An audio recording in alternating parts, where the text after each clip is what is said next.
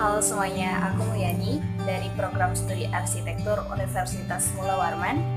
Sekarang aku semester 1. Aku cukup bangga jadi mahasiswa arsitektur karena ilmu arsitektur itu merupakan ilmu yang lengkap.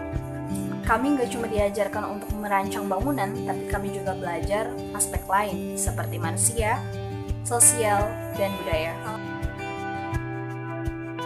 Salah satu mata kuliah yang aku ikuti adalah pengantar arsitektur. Di kelas pengantar arsitektur, aku belajar banyak hal, mulai dari sejarah arsitektur, penelitian, sampai teknologi. Dari sana, wawasanku semakin bertambah. Aku jadi lebih peka terhadap lingkungan sekitarku, terkhususnya dalam hal bangunan. Aku jadi tahu kalau bangunan itu bukan cuma yang berbentuk gedung atau rumah, tapi definisi bangunan adalah semua struktur buatan manusia yang dipakai untuk beraktivitas. Contohnya seperti jembatan sampai ke rumah burung. Oh ya, aku juga jadi tahu kalau ternyata rumahku menerapkan konsep arsitektur tropis. Kenapa? Yang pertama, karena di bagian depan rumahku itu ada terasnya.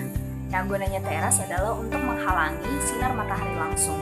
Yang kedua, rata-rata di rumahku itu jendelanya lebar-lebar, bisa sampai 1,3 meter. Dengan jendela yang lebar seperti itu, otomatis cahaya yang masuk juga semakin banyak. Jadi pada siang hari dapat menghemat penggunaan lampu untuk penerangan. Jadi hemat energi. Rumahku juga terdapat banyak banget bukaan-bukaan. Nah, karena banyak bukaan ini, udara yang masuk juga lancar. Jadi nggak perlu pakai pendingin udara kalau memang nggak terlalu panas. Terus yang terakhir tuh atapnya.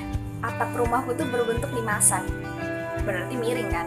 Nah, jadi kalau hujan, air hujan itu langsung jatuh ke tanah dan nggak ngendap di atap. Kalau boleh dibilang, rumahku juga menerapkan konsep arsitektur vernakular karena berbentuk rumah panggung dan terbuat dari bahan alam yang biasanya ditemukan di Kalimantan, yaitu kayu. Sampai di akhir semester muncul pertanyaan, mau jadi apa setelah lulus nanti?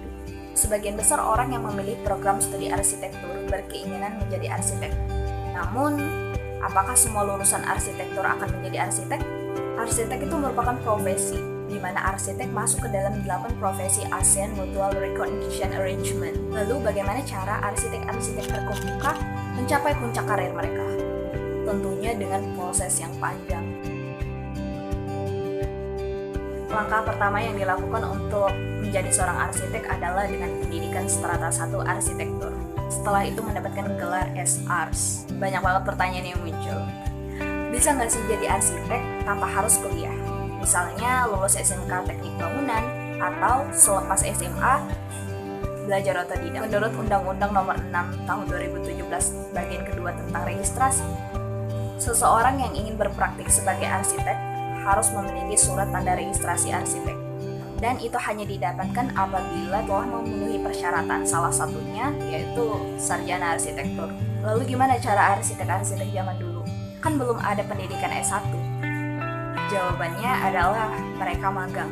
Nah, langkah selanjutnya untuk menjadi seorang arsitek adalah dengan magang minimal 2 tahun atau melanjutkan pendidikan program profesi arsitek. Biasanya magangnya itu di biro arsitektur atau membantu arsitek senior di beberapa proyek. Setelah magang dan pendidikannya selesai, lanjut mendaftar menjadi anggota IAI. Apa itu IAI?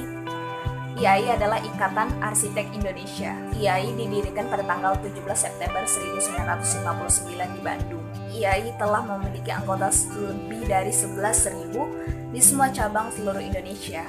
IAI juga ikut aktif dalam kegiatan internasional dalam keanggotaannya di Arkasia dan UIA. Menjadi anggota IAI adalah mendapatkan manfaat dan pembinaan selama di organisasi tersebut. Setelah menjadi anggota IAI, selanjutnya bisa membuat surat keahlian arsitek. Untuk mendapatkan sertifikat tersebut, dapat mengikuti serangkaian tes. Sertifikasi IAI ini terdiri dari 3 jenis. Yang pertama, Pratama, yaitu arsitek muda, Madya, arsitek tingkat kota, dan utama. Dari semua jenis itu ada persyaratannya masing-masing. Banyak banget statement yang bilang kalau kuliah arsitek itu mahal, susah, dan yang paling sering kita dengar adalah gaji arsitek itu gede. Faktanya gaji arsitek tersebut tergantung dari tingkatan dan pengalaman. Jadi kalau memang gajinya gede, itu sepadan sama prosesnya. Buat kalian yang cita-citanya arsitek, semangat. Semangat.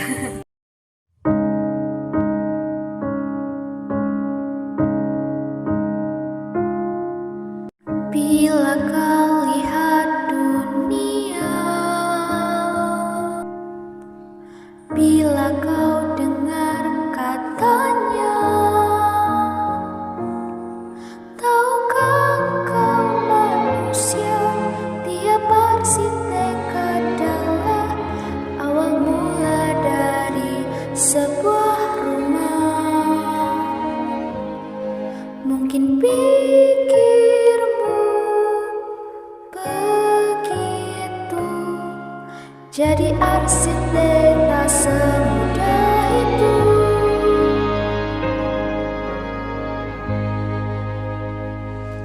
Belum berakhir, belum sampai ku jadi arsitek mahir. Belum berakhir, ceritaku masih panjang untuk menuju puncak karir. Belum berakhir dari sarjana arsitektur, lanjut ke program profesi, menjadi anggota DAI, terakhir sertifikasi.